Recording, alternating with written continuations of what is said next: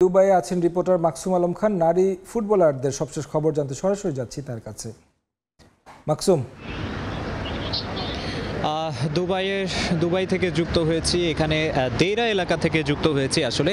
আর নারী ফুটবল দল যেখানে প্র্যাকটিস করেছে সেটি হচ্ছে মারদিফ এলাকায়, এবং সেখানেই ইউএই ফুটবল অ্যাসোসিয়েশন গ্রাউন্ডটি রয়েছে। সেই গ্রাউন্ডে আজ বাংলাদেশ নারী ফুটবল দল প্র্যাকটিস করেছে। আমরা জানি যে সাফের পরে আসলে প্রায় 4 মাস বিরতি, এবং 4 মাস বিরতির পরে এই প্রথম মাঠে নামছে বাংলাদেশ নারী ফুটবল দল। এর মাঝে আসলে অনেক ঘটনা ঘটে গেছে। 18 জন একেবারে প্রথম সারির ফুটবলার বিদ্রোহ করেছেন। তারা হচ্ছে ইংলিশ কোচ পিটার বাটলারের অধীনে খেলবেন না এমনটা বলে বিদ্রোহ করেছিলেন, এবং তারপরে নানা রকম ঘটনার মধ্য দিয়ে এই প্রথম মাঠে নামতে যাচ্ছে বাংলাদেশ নারী ফুটবল দল, এবং পিটার বাটলারের অধীনেই ওই 18 ফুটবলার ছাড়াই আসলে। এবং ওই যে সাফ চ্যাম্পিয়ন যে দলটা, ওই দলের বেশিরভাগ ফুটবলারই কিন্তু এখানে নেই।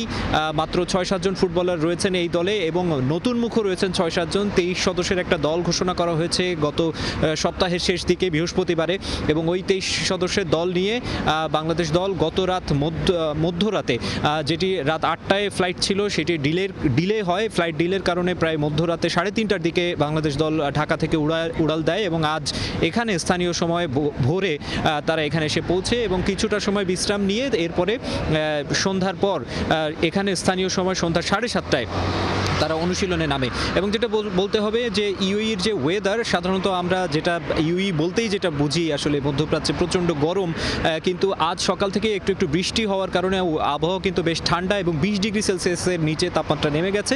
এইটার মধ্যেই প্র্যাকটিস করেছে দলটা। এবং ইউএইর সাথে যদি বলা যায় যে গেম প্ল্যানের কথা বলতে হয়, সেক্ষেত্রে হচ্ছে যে সিনিয়র টিম কখনোই ইউএই নারী দলের সাথে এর আগে খেলেনি, যার কারণে ওই দলটা সম্পর্কে একেবারেই খুব বেশি কোনো তথ্য জানা নেই। তারপরেও অনুশীলন করেছে, এবং অ্যাগ্রেসিভ ফুটবল খেলতে চায় বাংলাদেশ নারী ফুটবল দল। ইউএই ফুটবল দল আজ অনুশীলন করেছে একই জায়গায়, পাশাপাশি 2টি মাঠে, এবং সেখানে ইউএই ফুটবল দল অনুশীলন করেছে একেবারে ক্লোজ ডোর অনুশীলন। ওই অনুশীলনে আমরা তারপরে যতটুকু দেখতে পেয়েছি অনুশীলনটা, সেখানে আমাদেরকে ভিডিও রেকর্ড করতে দেওয়া হয়নি, কিন্তু যতটুকু অনুশীলন দেখতে পেয়েছি আমাদের কাছে মনে হয়েছে তারাও বেশ অ্যাটাকিং ফুটবল খেলে। পিটার বাটলারের জন্য এটা বেশ একটা নতুন চ্যালেঞ্জ। বাংলাদেশ ফুটবল ফেডারেশনের যেই নতুন কার্যনির্বাহী কমিটি, তাদের জন্য প্রথম একটা অ্যাসাইনমেন্ট। তো তারাও চাইছে এই ম্যাচটা আসলে বাংলাদেশ দল জয় করবে, এবং জয় করে পিটার বাটলারের জন্য বিশেষ করে এটা একটা অনেক কিছু প্রমাণের, অনেক কিছু জবাব দেওয়ার। তো তিনিও চাইছেন যে অ্যাটাকিং ফুটবল খেলে বাংলাদেশ নারী ফুটবল দল একটা আসলে তাদের যে সাফল্যের ধারাবাহিকতা সেটা বজায় রাখবে, এবং ফিউচার যে নারী ফুটবলার যারা আছেন তাদেরকে উদ্বুদ্ধ করবে এই আফিদা খন্দকারদের এই দলটা। তো আমার কাছে সংযুক্ত আরব আমিরাত থেকে এই ছিল নারী ফুটবল দলের ইউএই ম্যাচের আগে আসলে সবশেষ খবর। সংযুক্ত আরব আমিরাতের দুবাই থেকে যুক্ত হয়েছিলেন সহকর্মী মাকসুম আলম খান। তিনি জানাচ্ছিলেন বাংলাদেশ নারী ফুটবল দলের ম্যাচ নিয়ে।